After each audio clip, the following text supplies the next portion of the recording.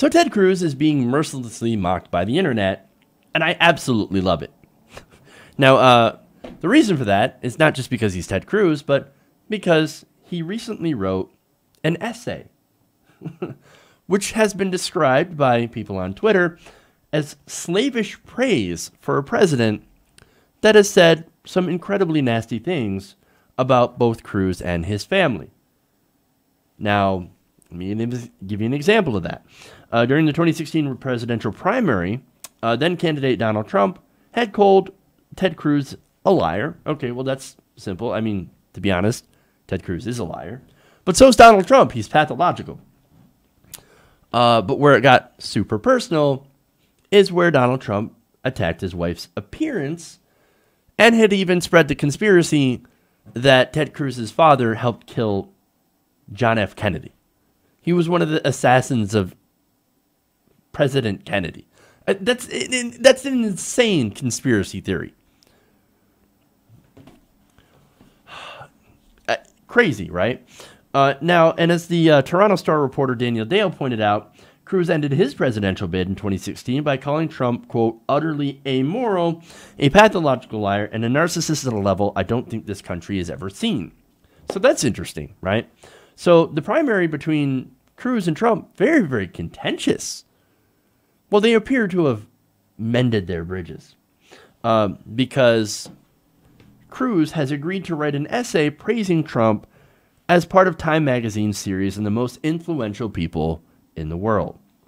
Now, I want to read this to you because of how sad and pathetic it is. He writes, President Trump is a flashbang grenade thrown into Washington by the forgotten men and women of America.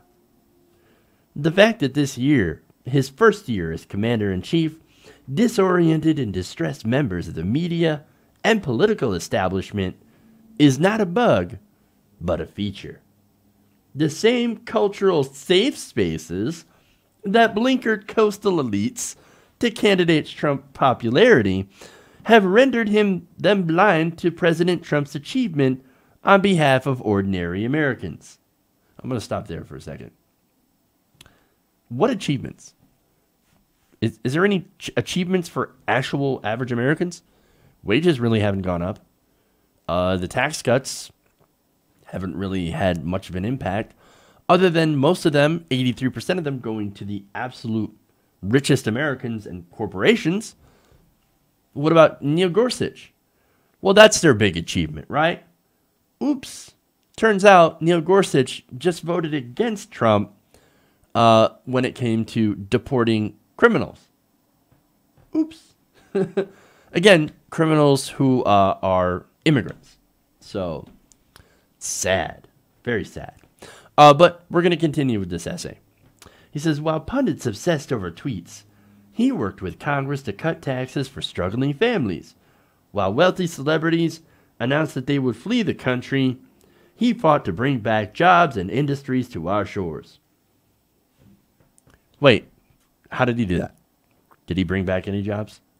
No, he didn't bring back any jobs. In fact, Carrier, which is the company he touted during the campaign, actually offshored more jobs. After getting a gigantic tax cut, by the way, and getting preferential treatment by the state of Indiana. And they're not the only ones. And I've talked about all the different companies that have decided, even after these gigantic tax cuts, that they would go to and still outsource or still cut jobs. So tell me again about how many jobs Trump has brought back. Ridiculous, right?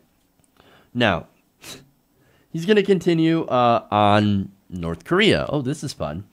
While talking heads predicted Armageddon, President Trump's strong stance against North Korea put Kim Jong-un back on his heels. And you got to be strong. You got to be strong. No, it wasn't a strong stance that stopped Kim Jong-un. It was actually diplomacy. And this is where I actually do give Trump a little bit of credit, because he is open to dialogue. He's not like a lot of the other politicians when it comes to war. When it comes to, oh, no, we got to be super strong We got to be aggressive, and we got to do all this stuff, right? He's not a neoconservative, right? Now, that doesn't mean that he's not influenced by neoconservatives, like people like John Bolton and Mike Pompeo. We saw that with Syria, with the strikes on Syria, okay? And look, we saw also a lot of bellicose rhetoric against North Korea. I mean, for example, oh, little rocket man, we're going to do fire and fury on North Korea. You know what that means? That means they're going to nuke North Korea. You don't threaten to nuke North Korea. That's fucking ridiculous. And look, nonetheless, I guess he's a little bit, I wouldn't say a little bit better on anything really, but so far he hasn't quite got us into a war. I guess that's a little bit of credit, but I think it's still too much. Nonetheless, as far as credit goes, he also tried taking credit for North Korea and South Korea's talks. Now, he had nothing to do with those talks, by the way, during the Olympics. But he said, quote, if I weren't involved, they wouldn't be if I weren't involved, they wouldn't be talking about Olympics right now.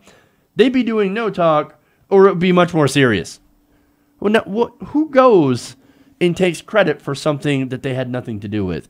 Oh, right, President Trump. So, nonetheless, right, Cruz is going to continue with his verbal blowjob.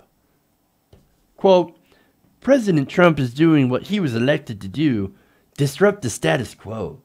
That scares the heck out of those who have controlled Washington for decades. But for millions of Americans, their confusion is great fun to watch. So, wait, are you saying that millions of Americans are sitting back and watching the dysfunction in our government that is more dysfunctional than ever? That you're saying that they're entertained? No, they're fucking horrified at what's going on here. And look, most people support the investigation, by the way, of Robert Mueller into Donald Trump. Not only that, but Donald Trump has incredibly low approval ratings. Historically low. So, look, I don't know what the hell he's talking about. But it appears to be that his lips are firmly affixed to President Trump's ass. And that's sad. Sad. Look, most of the American people realize that we're being run by a fucking clown. But see, you know what? If Donald Trump's a clown, then Ted Cruz is a sad little jester, right? The sad little clown that's the last one to get out of the fucking clown car. He's pathetic. He's so pathetic. He's such a worm. Look, here's the thing, right? If your wife and your father is attacked as viciously by somebody as Ted Cruz's wife and father were, like, my personal opinion is, no, I would never kiss your, fuck you. I'd be like this the whole fucking time. Like, no, I'm not going to do it. I'm not going to write this ridiculous ass-kissy article. I don't care. No, this is not going to happen. Not until I get, no, maybe not even then, right? I don't think an apology would cover that. Because those are some seriously gross attacks. So, but nonetheless, you know what probably the most sad thing that sad thing about this is? Jeb Bush has more self-respect than Ted Cruz. Jeb fucking Bush, the guy who was like, please clap. He had to ask people to clap for him. That guy's got more self-respect than Ted fucking Cruz. And this is after... They're kicking me out the door. They're kicking me out the door. Still more self-respect than Ted Cruz has for himself. This shows you what kind of person Ted Cruz actually is. I hope Beto O'Rourke beats the hell out of him in the midterms. Blows him away. So, okay. Let's go to some fun tweets now. Let's start out with Matt Fuller. He tweets out, call me old-fashioned, but if I were Ted Cruz and Donald Trump had personally branded me as a liar, suggested that he had dirt on my wife, which, by the way, his dirt was that Ted Cruz's wife was ugly. Wow. Way to go. That's some discourse there. Spread rumors that my father assassinated JFK and was, Donald Trump. I'd probably pass on writing this effusive Time magazine blurb.